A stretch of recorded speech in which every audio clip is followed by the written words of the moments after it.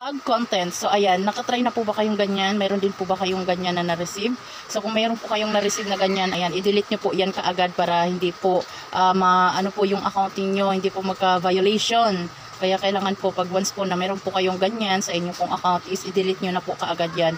So ako mga 3 times na po yata ako nagkaroon ng ganyan. Tapos kung pwede lang po na lagi na i-check nyo po lagi yung inyong recommendation na account para makita nyo po doon na kung meron po kayong flag na na videos na ganyan para i-delete nyo po siya kaagad. So yung sa akin po napansin ko is yung na ganyan yung sa akin is yung doon sa gumamit po ako ng ng ibang digital creator, yung nila yung sounds nila is ginamit ko siya. Kaya doon po na flag yung aking content. Tapos meron din po akong na flag na isang videos na din po siya na may video lang po ako na basta yung sa akin yun siya videos na original naman na siya. Hindi ko maintindihan kung bakit na siya na flag content siya, kaya dinelete ko rin po kaagad.